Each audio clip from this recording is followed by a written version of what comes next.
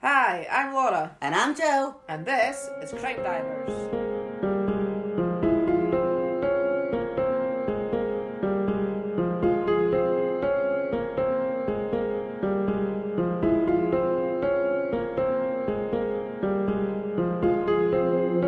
Hello everybody, welcome to today's episode. Hello everyone, welcome back to CrimeDivers. So Jill, where in the world are we? We're in the UK. Again. This is like the third case in a row. I know. We've been in the UK. And now explain to our lovely listeners about your title. I can't think of one. So, for anybody who's listening... You will already know our title. Yes, because actually, we will have thought of one by the time this is published. So it will have a title. But as we're recording it, Jill couldn't come up with a decent one, but obviously I couldn't help her because... I didn't want to tell her. Yeah, because I need to know the story. So hopefully after we've recorded it, I might be able to help her with the title. So there will be a title, just in case you wonder why you're awful confused about the fact there is a title, and we're saying there's not a title. Seriously. But there will be a title. Got it? Yeah, and do you know what? Like, once I've told you the case, you'll probably be like, that was easy. Like, you'll probably give me a title like straight away. But probably. I mean, I finished writing this case about 3 days ago, 4 days ago, and I still haven't been able to think of a title since then. To be honest, you probably finished it, put it away, and didn't think about it again after that until today. Well, And then you went, oh, I've not got a title still. I was playing on the PlayStation with your daughter the other day, so that, and then Also, that's my fault. it was my birthday the other day as well, and Laura bought me The Sims for the PlayStation 4, so, you know, I've been a bit distracted. Clearly. So, there is a title, as you listeners know, but currently, Yeah. as we're recording, there is no title. How cool is that, though? That at this point in time when they are listening, they will know what the title is, but we don't. It's like being in a time machine kind of thing. Yeah, okay. Shall we just dive in? Okay. Right. Compose yourself. I'm composed. So let's dive in. So we're going to talk about the Blackwell family. So the Blackwell family consisted of parents Brian Sr. and Jacqueline and their son Brian Jr. I was a bit confused though because a lot of the reports that I saw, they called the dad Sydney.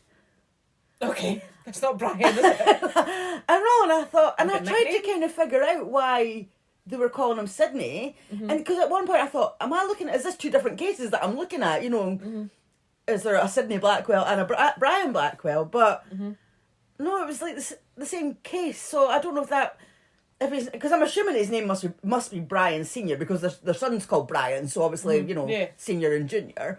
But maybe Sydney was maybe a nickname or a middle name or something he went by. But Maybe. I don't know. I'm just going to call him Brian Senior because I think that's what his name is. Okay, we'll go with that. So we've got Brian Senior, Brian Jr. Junior, and the mum, the wife mum is Jackie. Okay, so Brian Sr. met Jacqueline in the 1960s when they both worked as buyers for Littlewoods stores in Liverpool, England. Oh, Littlewoods. Do you know what, right? I'm just going to tell the listeners, I'm going to embarrass you. Oh, God, okay. Anytime I think of Littlewoods, it reminds me of Laura. Because I'm thinking, why? Well, what did I do? you needed to pee. Every time we went into Littlewoods, you'd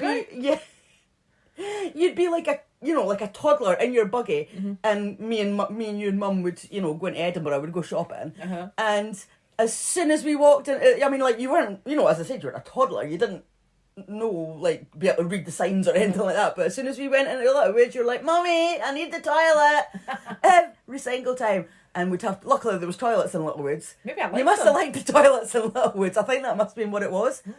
So whenever I think of Littlewoods, because Littlewoods isn't there, I think it's like a catalogue thing now, isn't it? It's not a thing, but not a shop. It's not an actual shop. So, but every time I think of Littlewoods, I think of Laura being a toddler and needing a pee. Well, there you go. So there you go. Sorry about that.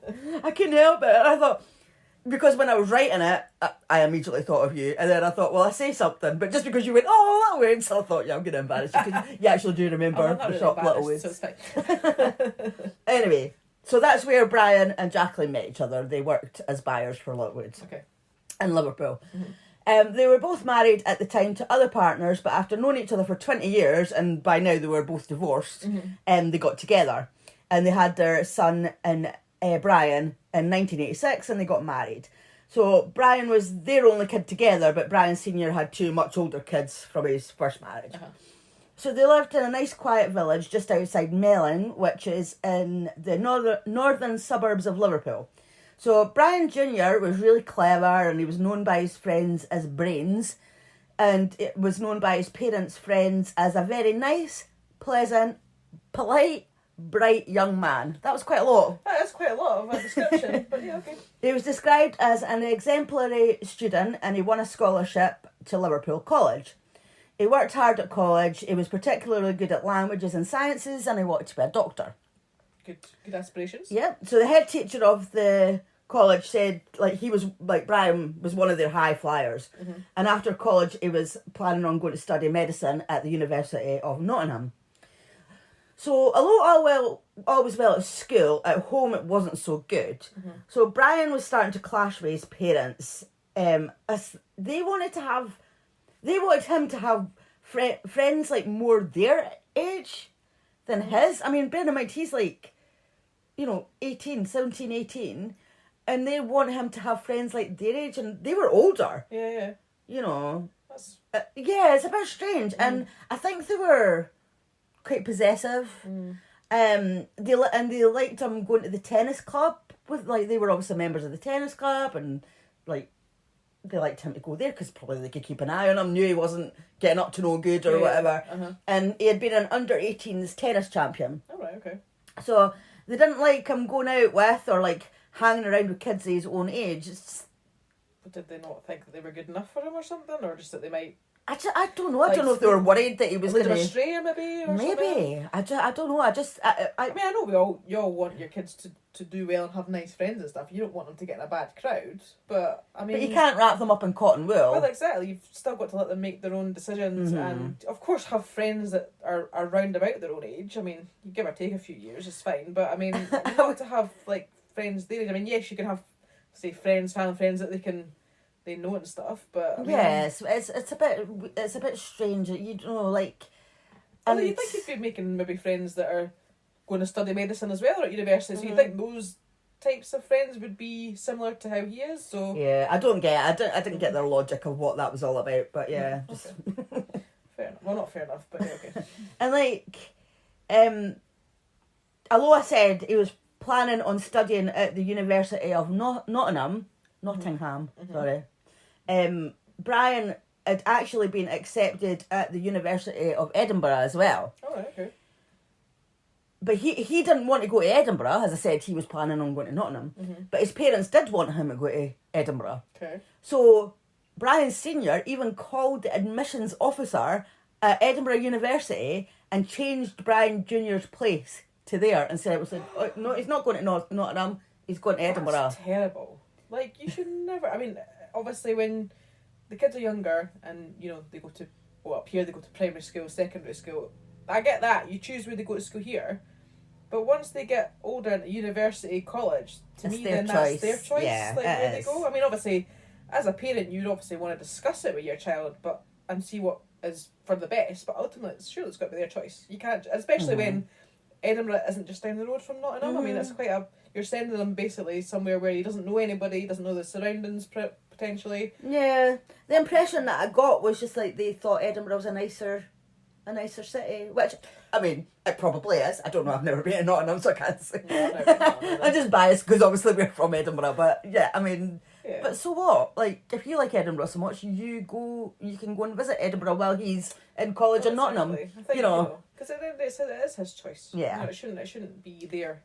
No, it shouldn't. And I mean, like... And they shouldn't do that, like, phone up admissions office and go behind your back and change. No, I don't agree with that. But, I mean, like, they were very proud of their son, and... Did you nearly fall off that chair again? Yeah. They wanted him to do well, and they seemed to put a lot of pressure on him to do well. They were, like, as I said before, they were just really overprotective of him. And I was thinking, like, maybe because they're older parents, and maybe they wanted him to be okay once they were gone, because... Brian Sr. would have been about 53 and Jacqueline would have been about 42 when Brian Jr. was born. Mm-hmm. Yeah. And plus he was Jacqueline's only child as well, Brian Sr. had 2 other kids. Yeah. So I wondered if that was maybe the case, but still... Yeah, but I mean, sadly, there are cases in the world where where parents have put pressure on their kids and. A lot of them rebel. Yeah, well, exactly. But that's the worry is that you might just go, do you know what, stuff this, I'm just not going to do it. I mean, I know what I was like as a teenager, and if our parents had said, "No, you're not going to do that. You're going to do this," I would have went, "Do you know what?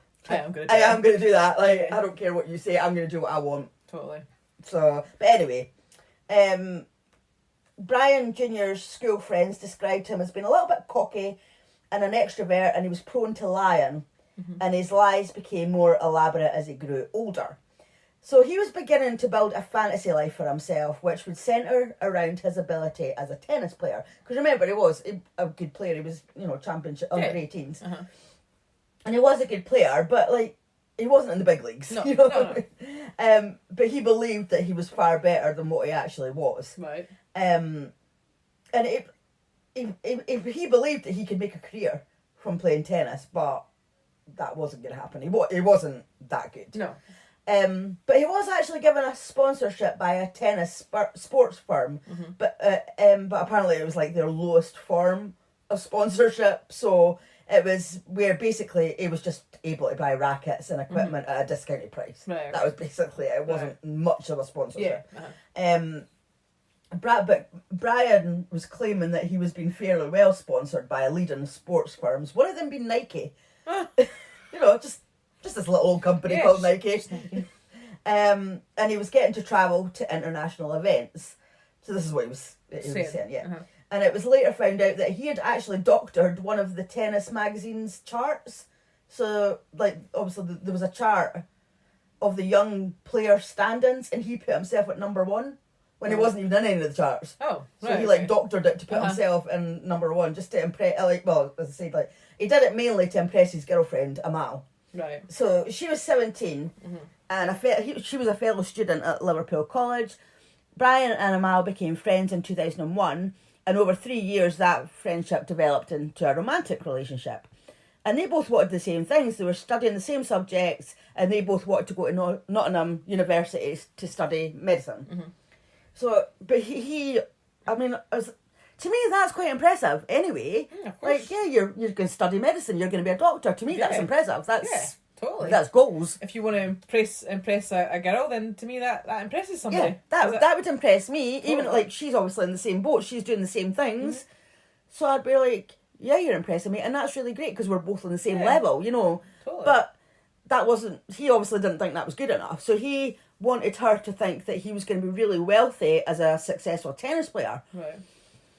Because because he would earn all this money through sponsorships. Nike being one of them. Yeah. So, Amal's friends, they did question Brian's stories quite a lot about him being a successful tennis player. And because of their questions, she did go online and sort of have a little bit of a look. So she must have had niggling doubts, but it mustn't be enough to actually confront him about anything, because none sort of came of it.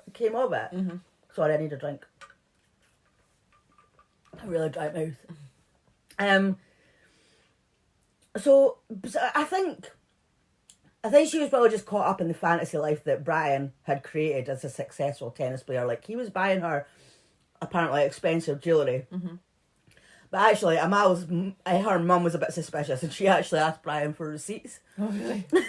For the jewellery, but she said it was so that she could get them insured, because obviously it was supposedly this really expensive jewellery. Yeah. So she was like, "Oh, give me the receipts and I can get them insured for you." Never produced the receipts, funnily enough, so it mustn't have been really expensive. No, it must have just been made like it was. So obviously, Amal's friends and family, they just didn't really trust Brian. But because he was buying her I don't know if it was expensive or not, but he was buying her stuff. She believed that he was making good money, which I get that. I mean, she's 17. She's got this boyfriend that's like, "Oh, I'm a tennis player. And I'm going to buy you this. I'm going to take you out for dinner. I'm going to, why wouldn't you believe it?" Exactly. You don't really question where that money comes from, really, do you? You just think, "Oh my God, somebody's spoiling me." Yeah. I'm like their centre of attention. I'm getting all these things. I mean, you would get caught up in it, I think. You would. I didn't blame her. I mean, I think she's kind of said, later on, she was probably a bit gullible and stuff, but maybe in some bits. But I think it would be easy But I to still get think caught at up that with it. age, you're very naive about stuff probably, and not. You don't really question where people get their money from. I mean, it's different for us, you know, like we're obviously settled down, we're married, we live with it, you know, with our partners, so our husbands. So if he was bringing in loads of money, you would be questioning where it was coming from because you know what he does for a living. Yeah, exactly. But if you're not living with somebody, it's just your boyfriend, and they're like, oh yeah, I'm off doing this, I'm off doing that. You're not seeing them all the time. Exactly, you don't know everything about them yet. Yeah, you're still learning exactly. about them, so you just sort of take it as So it is. I don't blame her for getting caught. I think it's 17-year-old. I'd be like, well, hey. I know. Listen, when I was 17-year-old, my boyfriend was on the dole. It was me that was paying for everything. So if somebody was taking me out and buying me expensive jewellery at that age, I would not be questioning where that money was coming from. Absolutely not. So yeah, So when Brian told Amal that he had got this big contract with Nike because of his new role as an up and coming junior tennis player for his country, he was he's going to have to look the part. So he said that he was getting a flat. He was going to buy a flat, and it was in the same complex as Steven Gerrard. Footballer, yeah. Yeah. So if anybody who doesn't know, Steven Gerrard is a professional football player, and he's a football manager now, isn't he? And he's pretty big deal in the UK. I mean, if I know who he is, then yeah, because he played for Liverpool, so he was a big Liverpool star. Yeah, I mean, like I don't know anything about football, so if I know, I don't know anything about sports. So if I know a sports person's name, that means they must be a big. Yeah. For me to have heard of them. So anyway, so he told Amal that this flat was going to cost £450,000. Although, well, I don't know. I mean, it did say when I was researching that he never took her there, but I'm not actually sure. I'll sort of explain later on, but I'm not actually sure that he told her that he had moved in yet. I don't know if it was like, I'm going to get this flat, because things don't seem to add up later on when...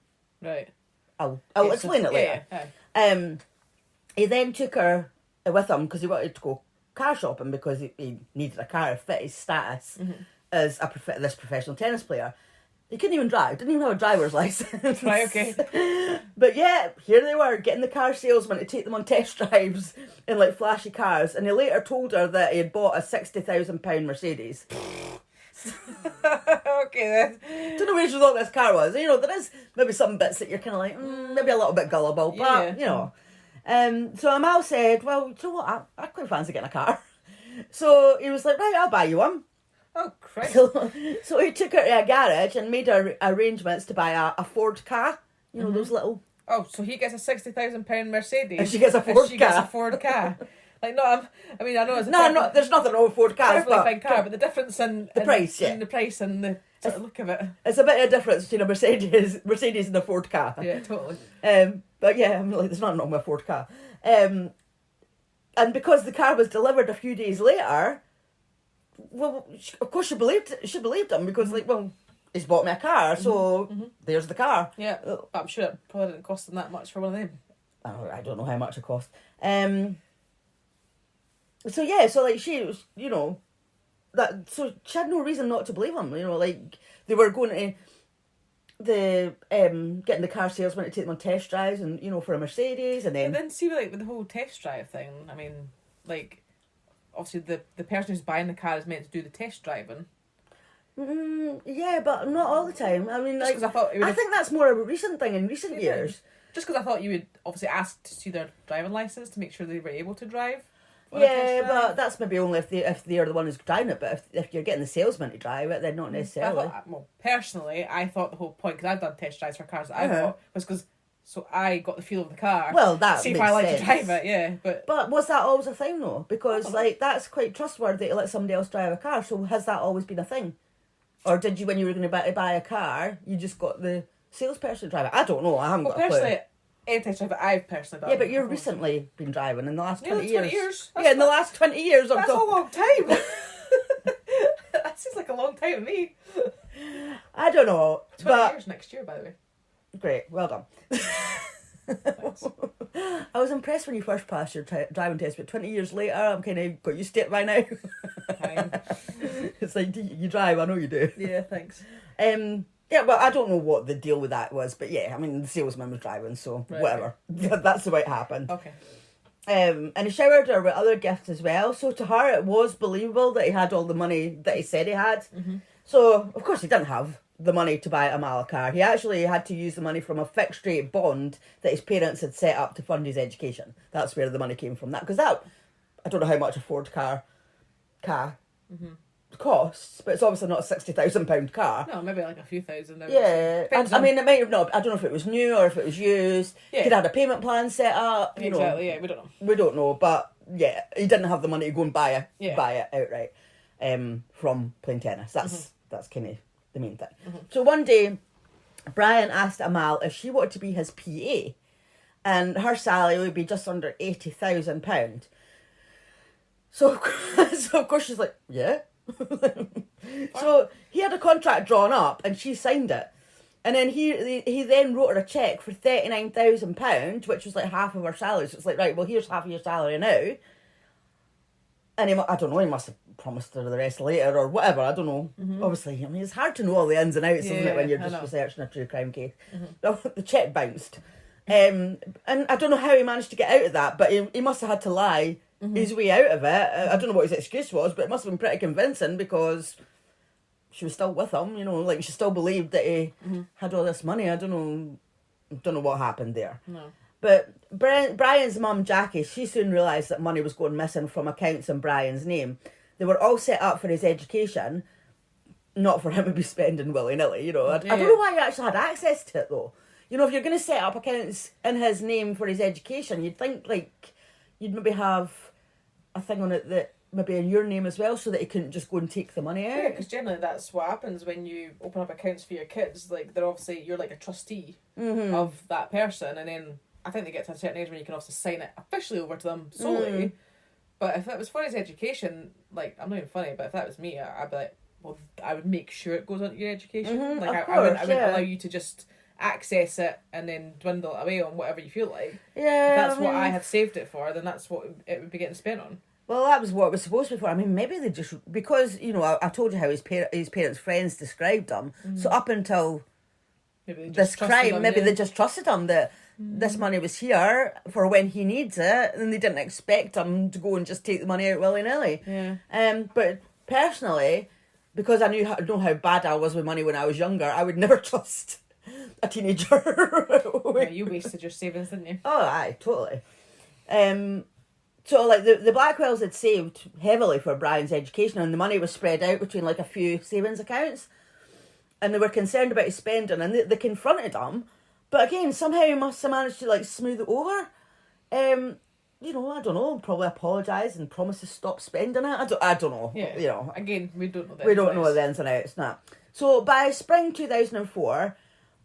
this fantasy life that Brian had created of being a successful tennis player was starting to spin out of control. But even though his concerned parents were questioning him, he was still determined to go to any lengths to impress Amal.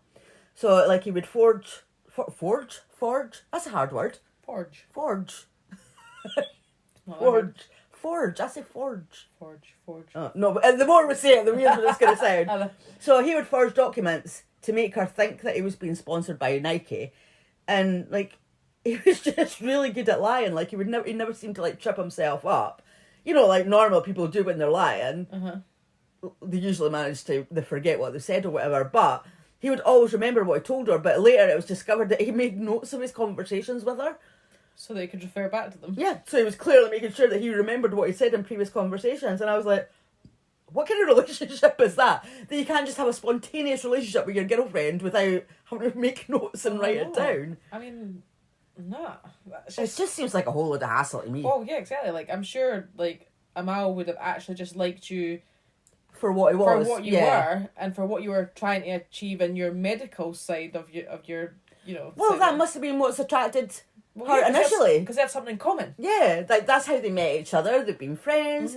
And then he's like, all of a sudden starts making all this stuff up, like, and it's like, but she already liked you. Yeah, like, why did you feel like you had to do that? Like, what was... I would love to know what his thought process there was. Like, why did he think that he needed to do that? Yeah. To impress a girl that clearly, as you said, liked him already, had something in common with him in the sense that they were looking for the same career path. what? Very strange, isn't it? What? Like, why would you feel the need to make all that stuff up? Yeah, I know. Very strange. One day he made an appointment with the bank, and he went along and told the bank manager or assistant or whoever it was that he was dealing with him that he was a professional tennis player, and he named like the particular tennis centre, and he said his salary his salary was £45,000. Do you know, I think it's weird that Amal as a PA, her salary was more than his as being a successful. Yeah. Because hers was like 80,000. Yeah, he's not even earning enough to cover that. I found that strange. But then again, I mean, like, for everything that you read, like, yeah, you see it on the internet and you read different reports and you watch documentaries and do all this, but then you're like, is that exactly right though? Is that the exact amount of money, like, Unless you're actually there, you don't know exactly how it's all played out and exactly how things have been done, said, whatever. So we don't know in what context all these things have happened. We just know what we can research and what we can find. That's why I do question things, but then again, like, sometimes I try not to question too much because, we obviously we don't know that we don't know the ins and outs. You've got to rely a bit on your sources of information, but I suppose everybody should know that we're not necessarily 100% right. Like, we're just going off the facts that we can find. But that doesn't hopefully mean we're right, but yeah. Well, yeah, I mean, hopefully we're right, we're fine, but I mean, there might be some inaccuracies that we, because we only can go with what we see. Yeah, of course, because we weren't there. Yeah, exactly, we weren't there, so I'm sure there'll be bits and pieces that maybe differ from what we've read. Yeah, but anyway, I mean, that's what I saw that he said. He said his salary was £45,000, but he needed to access to funds before he got his salary or something because his dad had died. His dad hadn't died, but right. That's him just saying that. Mm-hmm. So Brian's mum found out as she confronted him. Oh no, sorry. He was also now also applied for credit cards. Mm-hmm. Brian's mum found out as she confronted him again, and at one point she actually went to the bank and said to them, "Right, my son's applied for a credit card, but that application form was untrue, so withdraw it. Like, that's just no happening. Stop it." Yeah. But it didn't stop him.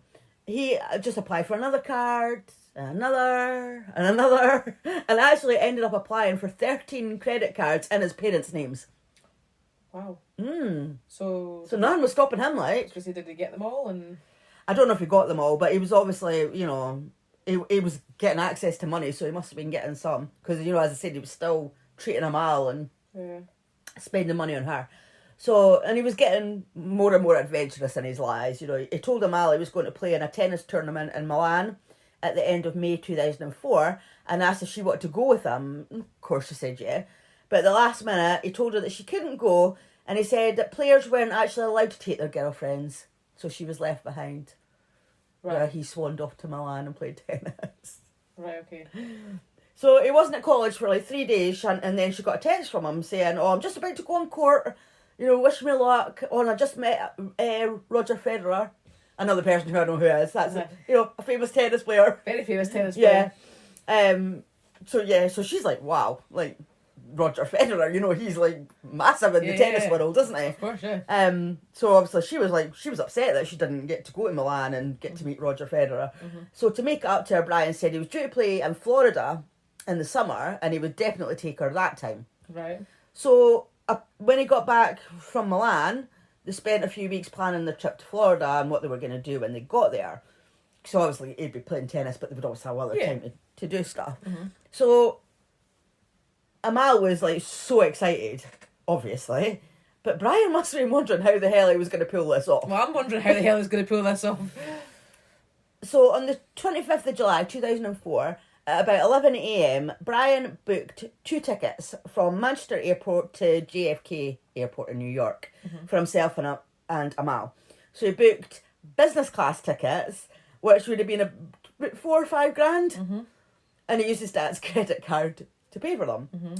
And then that afternoon he went to the tennis club with his dad, and then but when they got back, his parents found out about the plane tickets. So I'm wondering if they maybe got an alert from the credit card company, maybe going, "Whoa, there's been a big a big purchase on your account." Maybe it wasn't normal or something like that. Maybe. But for them to find out that quickly.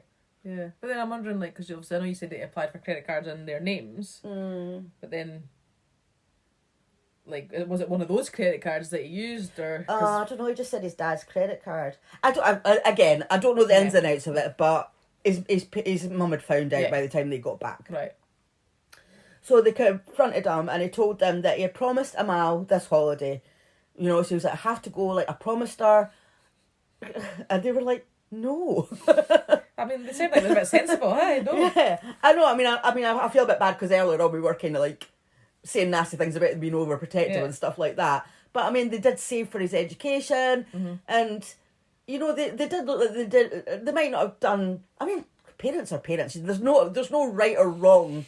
Yeah, we all make mistakes. Yeah, exactly. I mean, but I think they meant well. They meant well. Yeah, I think they wanted the best for him. They've saved up all this money for his education. When they found out he's spending this money, they did put their foot down and they were like, no, you're not going. You're not spending that money. You're not going. So, of course, Brian's fuming because everything he had promised Amal before, he'd been able to follow through on it. You know, like he said he would buy her a car. It arrived on her doorstep. Yeah. He said he would buy her a diamond ring, and he gave her a ring, although it wasn't diamonds. Right. But, you know, so whatever he's promised in the past, he has been given her. So a row broke out between Brian and his parents, and Brian killed them.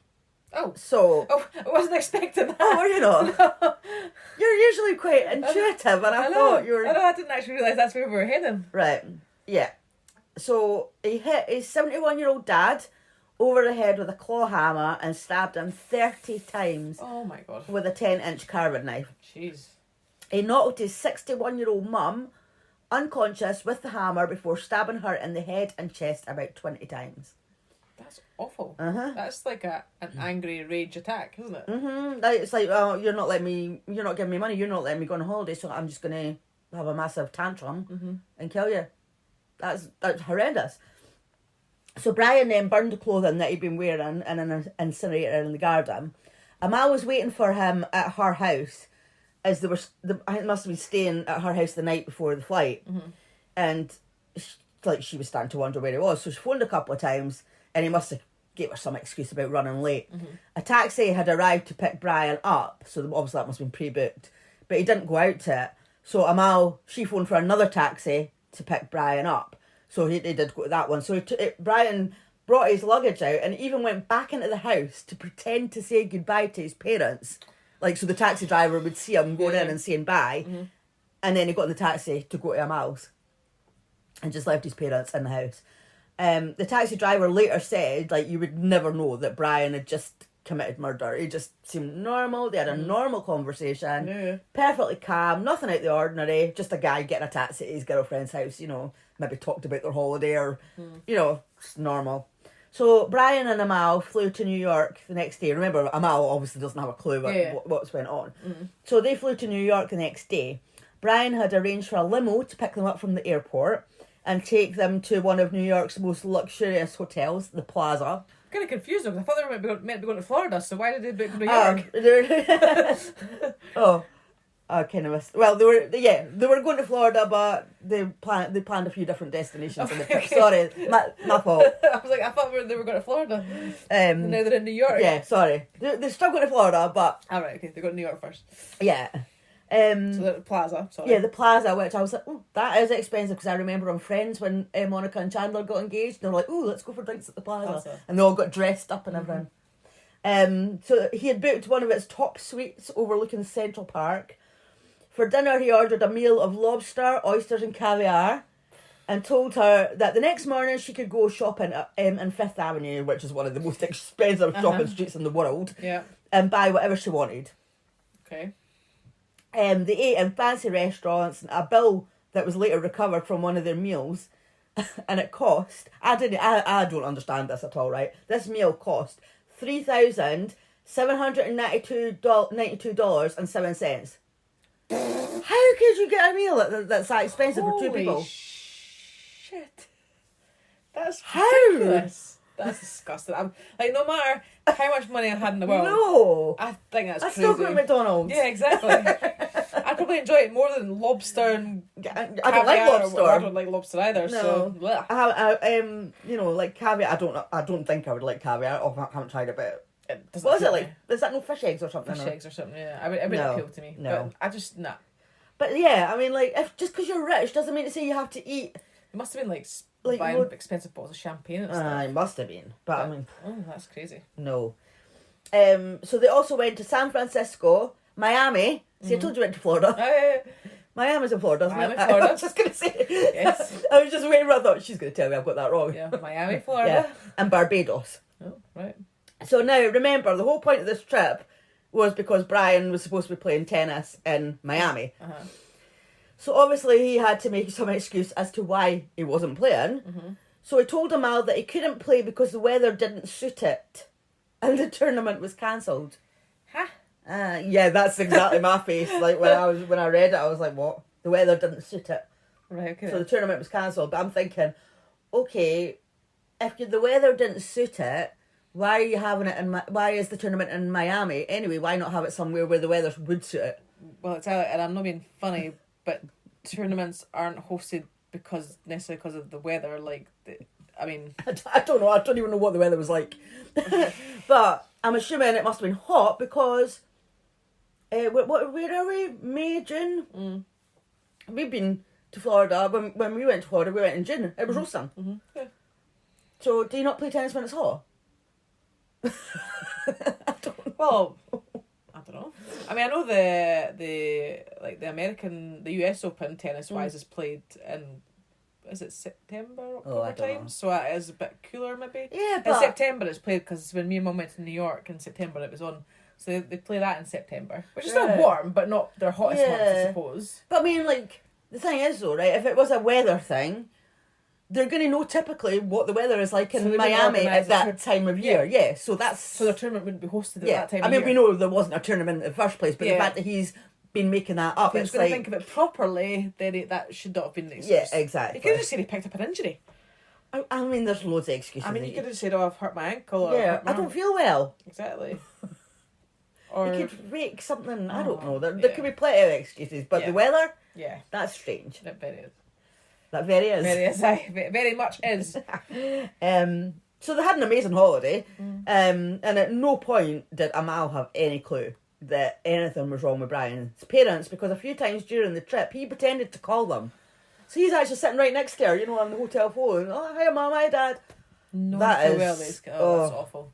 She said, like, throughout the holiday, there was no sense that, like, Brian was upset about anything. He wasn't stressed or nervous, anxious, nothing like that. He was perfectly happy, like, having the holiday of his life with no indication of the horror that he'd left behind. Like, how could you do that? Oh, so the trip cost about £30,000. Whoosh! What? And Brian had used his parents' credit cards to pay for it all. That is. So you've awful. killed them, and then you've had the cheek to use their credit cards to... But then it might be the credit cards he's got their names. It's so still in their aye, name it's though, still no there, matter yeah. where the credit card came from, it's still their name.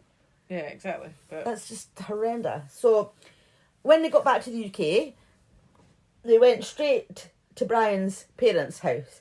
Now see, right, you notice I've said they went to Brian's parents' house. So remember I was saying about the flat earlier on, they had a flat. That's why I'm wondering if he'd, like, why are they going to, like, if they're home, why are they going straight to his house? Why would they not be going to the flat? so maybe he hadn't got the flat. So that's why I'm wondering if he's told her, yeah, I'm getting a flat, Yeah. but hadn't actually got it yet. Maybe. Because there's no mention of his flat again. Right. Okay. So, like, because he was going to pop in and leave his luggage. I mean, if he didn't live there anymore, he wouldn't be leaving his luggage there, would he? So I think that was probably the case, just in case there was any confusion. Yeah. So Brian was going to pop in and leave his luggage, and then they were going to Amal's. So Amal waited outside, on the pavement, outside the front garden. She was standing there. So a neighbour stopped to chat and asked if Brian said, sorry, I really had to burp there. I was asked if Brian Senior and Jacqueline were back as well. And so from what I can gather is that the neighbours were under the impression that Brian Senior and Jackie were on holiday in Spain. Right. So I'm not sure if they were actually booked to go to Spain before Brian killed them, or if Brian had just told people That's where that his parents were on holiday. But they did actually have a villa in Spain. Right. So it wouldn't be unusual to any of the neighbours that they were in Spain for any sort of amount of time as well, because they've got a villa out there. Yeah, fair enough. So Amal had said to the neighbours, they weren't on holiday with us. We went on separate holidays, and you know, she sort of like shouted on Brian to come over. So Brian appeared from the side of the house and told the neighbour that his parents weren't back yet and that he couldn't get into the house because he didn't have his keys. Okay. So it's a bit confusing because, of course, he knew that his parents were dead. But if he told Amal and the neighbour that he didn't have his keys, then surely, if this was all true, you know, like they hadn't killed him or whatever, then surely he must have been expecting them to be home from their holiday. But then I'm confused because, as you said, when he left to get in the taxi, he came out the house because he'd killed his parents. Yeah, but he went back in to say goodbye to them, so he never locked the door. So he wouldn't have his keys with him. So wouldn't the door be unlocked then? Oh, yeah. So, but he needs it. That's what I mean. I don't understand why he would need keys because either one, Ah, he but locked they- the door, or two, surely the door would be unlocked. 'Cause- Yeah, but to them, they would just think that his parents have locked the door because they went on holiday after he's left. So in his mind, like the way that he's doing it, it doesn't make sense knowing what he's done. But to Amal and the neighbour, it will make sense because when he left to go on holiday, his parents were still in the house, so he wouldn't have to lock the door. Right. Okay. Yeah. But then he would have went on holiday, then his parents would have went to Spain, so his parents would have locked the door. But then I'm like wondering why he feels the need to say that he's not got his keys. Like, why couldn't he just go in the house and leave his luggage and away he went? Maybe he didn't want to go in, or... Well, see, I don't know, that's what I mean. Like, So, yeah. it's frustrating because... You don't know exactly why. It's confusing, it doesn't seem to make sense. So... But we don't know, so... Anyway, Amal said that he could stay at her house until his parents got back. And as I've written here, again, this is confusing because he told Amal he had a flat, so why wouldn't he go there? So that's why I'm thinking maybe it's sort of an afterthought. That obviously when I was writing it, I was kind of a bit confused, but now afterwards I'm thinking he must have just told her that he was getting a flat and he hadn't moved in yet. Or maybe something happened, but they told her something. Yeah, there was obviously he didn't have he couldn't go to his flat for whatever reason. But I think that was his plan. See, this is the thing. I think maybe that was his plan. I forgot about it, but I've read it. So that what we've just been saying, why would they go back to the parents' house in the first place? I think he wanted to say that he was locked out so that he could go and stay at Amal's because he didn't want to stay in his parents' house because his parents' dead bodies are there. Yeah, so he needed an excuse for Amal to say, "Oh, you can come and stay at my house." Yeah, okay. So maybe that's why he went back and said, "Oh, can I get in? My parents are in the back." Yeah. I'm guessing, but I mean, it does sound. Yeah, I suppose that would make sense. So while he was staying at Amal's, he did keep popping back to his parents' house. One time he brought back some wine from his dad's stash to give to Amal's mum to say thank you for letting him stay. So I think Brian did have access to the garage.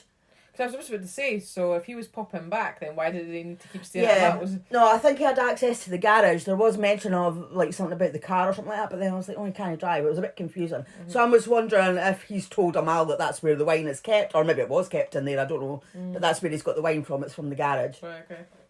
Because he couldn't have told her that he entered the house, obviously, because he's supposedly locked out. So he had been in the house, though. I don't know if that was to get the wine, but at some point he had been in the house and he had just ignored the bodies. He just said he couldn't look at them. He just walked past them, just couldn't look at them. And he took some family mementos, as well, like some photos and stuff. He took them, and the hammer that he had used. So at the time, he'd actually just left the hammer there and went on holiday. Oh, wow. So if anybody had discovered them, they would have had the murder weapon there. Yeah. But he took the hammer. Right. And then he just carried on as normal, staying at Amal's house, you know, just going about his life. Should not be questioning, like, well, when are your mum and dad coming back? Well, I mean, you don't know what's being said. I mean, because it would be believable to other people because they've got a villa, so it's not like, oh, they're only on holiday for 2 weeks, they have to check out their hotel. They've got a villa. Yeah. So they could stay the whole summer if they wanted to. They could stay for as long as they like. So,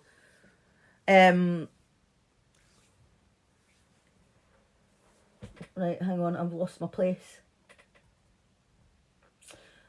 So on the 19th of August 2004, which was more than 3 weeks after the murders, he picked up his exam results. So he got, that just goes to show how young he is, you know.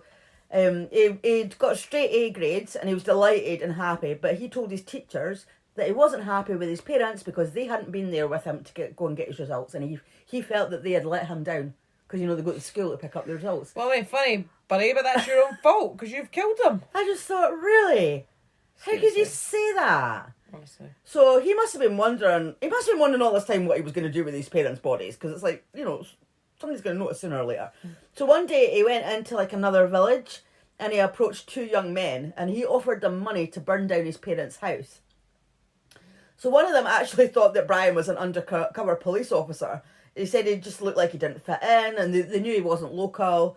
And like they said, Brian had said that the house that he wanted burned down belonged to a drug dealer, and he wanted revenge for something. And I think the 2 men were just like, "Nah, this is a police officer trying to catch us out," and you know, because maybe they were involved with some sort of stuff, but they didn't believe a word of it. So it was a no from them. So. But another of the Blackwell's neighbours was starting to get worried because of the mail that was building up in their front porch. So the door to the porch was open. So he decided to go and get the mail and like put it actually through the letterbox so that, you know, just so potential burglars couldn't see the mail. So of course, as you can imagine, as soon as he opened the letterbox, the smell hit him in the face. You know, he took a step back and he noticed that the door was like covered in flies. Right, okay. So he looked in the windows of the house and like you could see all the flies. So the windows were covered with flies.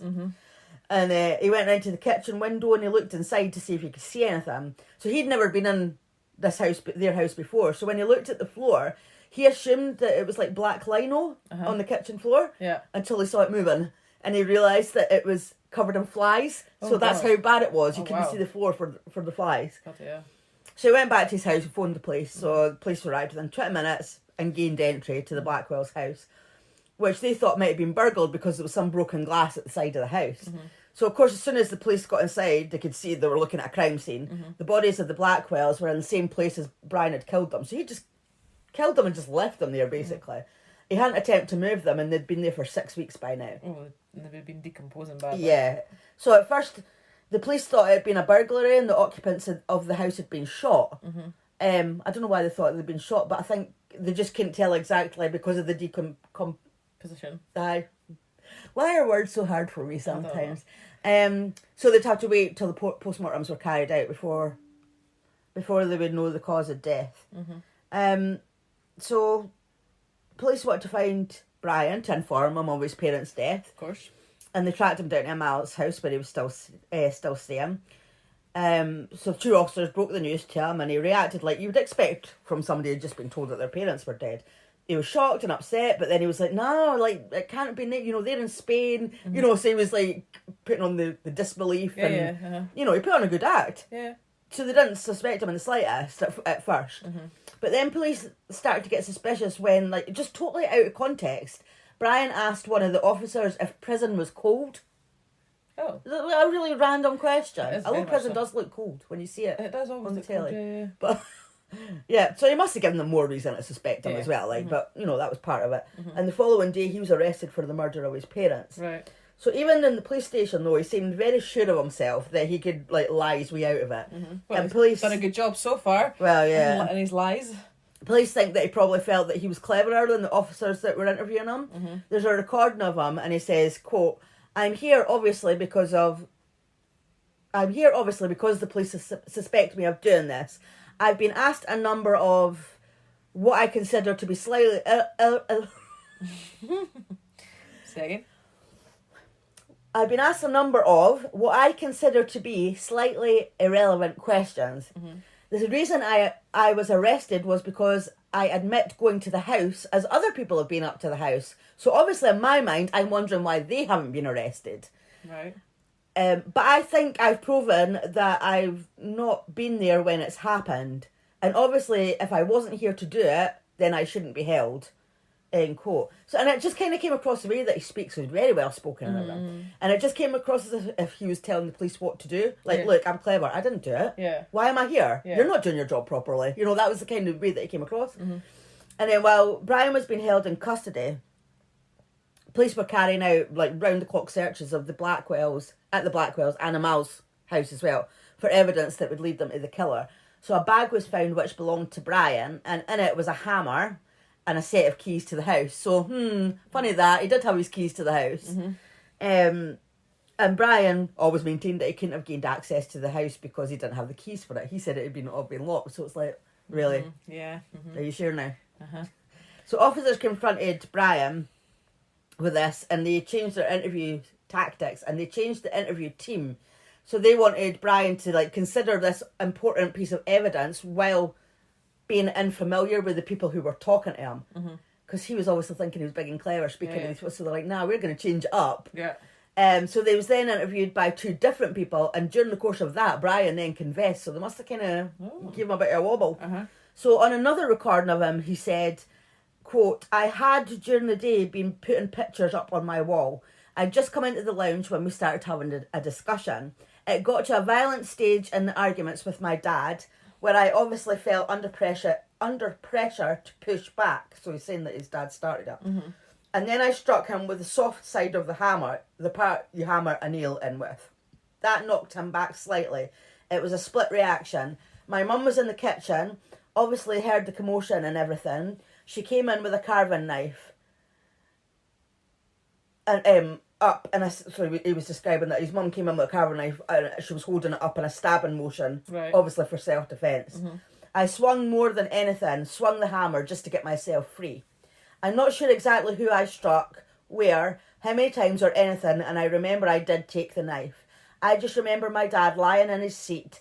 He had been really calm and matter of fact up until now. Oh, sorry. I'll put that in brackets. Right, so he said, I just remember my dad lying in his seat. And then I've put in brackets that Brian had been really calm and matter of fact up until now. But then you can hear him, he starts to cry at this point. And he says, there was blood coming up. My mum said, what did you do, Boo? So she must have called him Boo. And that must have kind of set him off. So he was crying by this point. And it's really? No sympathy for you. No, sorry. But police forensics gave a different picture to what Brian told them. Brian Sr. had sustained massive head injuries consistent with being struck repeatedly with a hammer or similar object. He had several stab wounds to the left of his face.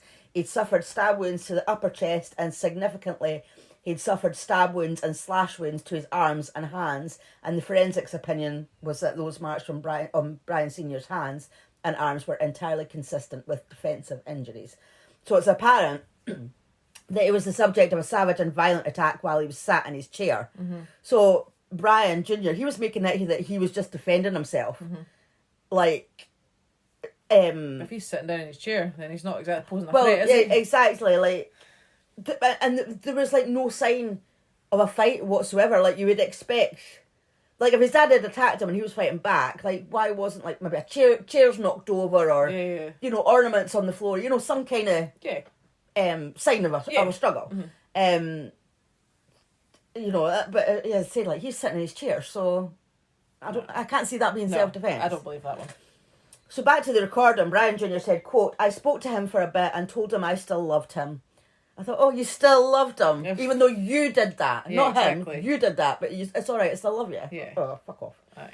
I couldn't believe what I had done. I saw my mum and she seemed alive. And the interviewing officer then said, when you say she seemed alive, Brian said, quote, she didn't look cold or like a dead person. I thought she may still be alive, but for some reason I can't explain, I pulled her to the bathroom. Finally, I splashed some water on her and asked her to come back. The thing was, though, I didn't think that the blade had particularly gone in deep, because I don't know how easily a blade goes into somebody, but it was just short, like just short jabs. Probably the blade was like an inch away from him each time. And with my mum, I couldn't see it because it was very close. I thought it had barely, you know, he's kind of like stopping and starting. Yeah. But I couldn't believe that someone could die so easily. Right. It seemed just like a bit of commotion. I couldn't believe that someone could die so easily from that. End quote. But, you know, as I said, like, he's just like, oh, you know, I just give him a little stab. Not like what the forensics actually said. Yeah. You know, it was violent. It was brutal. Stop trying to make it sound like you weren't violent, because you were.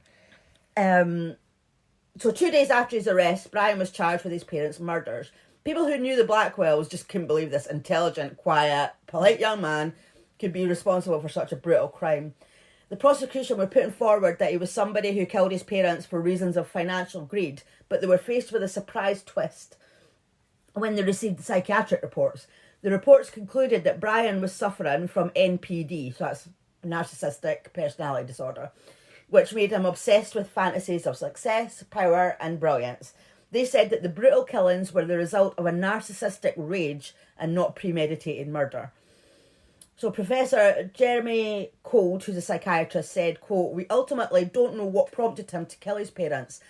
There are possibilities which might fit in with his narcissistic personality. The first is that somehow or other, the fantasy life that he created collapsed like a house of cards. He was going on holiday. He was intending on spending a large amount of money. His parents were not going to permit this, and this caused such an outburst of rage in him that he became murderously angry and killed his parents at that stage. There is, of course, an alternative possibility, and that would tend to indicate that his personality disorder is actually even more severe than most cases that one usually encounters, and that he was utterly callous, that this was planned, and that he effectively just dispatched his parents because they stood in his way," end quote. So at Liverpool Crown Court, the judge and prosecution team accepted Brian's guilty plea to 2 counts of manslaughter on the grounds of diminished responsibility. During his court hearing, Brian made efforts to show his remorse and how he was facing up to the enormity of what he had done. He read a letter out in court and talked about the options he'd taken in hospital for anger management and coming to terms with what he'd done. But in actual fact, that's exactly what the psychologist predicted that he would do. Mm-hmm. That he would become, as he probably was when he was free, so like he would become a model prisoner, just as he was like a model son. Yeah. Oh, that could be a good title, a model son. Yeah. Oh, yeah. That's a good title. Hey, you guys already know what it is, so maybe we went with that. Maybe. Just as he was a model son, and that it would be very difficult to tell if that was a genuine attempt to rehabilitate himself or just an attempt to defraud the parole system. Mm-hmm. So on the 29th of June 2005, at 19 years old, Brian was sentenced to life in prison. But the judge took into account his age, and he also took into account that it was a plea to manslaughter rather than murder. Mm-hmm. So the life sentence was discretionary rather than mandatory. Right. And that meant that he was eligible for parole, to apply for parole after 5.5 years. Right. So it was a significantly short period because it was reflected that should he make significant and sufficient progress when in custody, and once he was assessed by experienced psychiatrists, if he were to pose no danger to the public, then he could be released. Oh dear. So, however, the judge stated that present evidence suggests that conclusion is unlikely ever to be reached. So he's like, nah, I don't think so. He's not going to pass this. Yeah. You know, he is going to pose a danger to the public, and he's not going to get parole. But guess what? He got parole. He was released on parole in 2016, so he served 11 years. Right, okay. Don't know how I feel about that. No, I just think that's, for 2 murders, I find that a bit lenient. But I can't comment when it comes to narcissistic personality disorder. You know, mental health, you can't. No. It's a minefield, and we don't know anything about, you know, things like that. No. So I'm not getting into it. No, fair enough. So thank you for everybody for listening. If you'd like to follow us on social media, we're on Instagram and Twitter at crime_divers_pod. And if you want to email us, we're crime_divers_pod@outlook.com. On YouTube, we are Crime Divers, one word, podcast. And TikTok, we're Crime Divers Podcast, all one word. Yes, and if you'd like to buy us a coffee, it's buymeacoffee.com/crimedivers. If you'd like to join us on Patreon, which is bonus episodes, early access to episodes, etc. Ad-free episodes. Yes, that as well. It's patreon.com/crimedivers. And if you haven't already, please don't forget to subscribe, rate and review. Thanks for listening. Bye.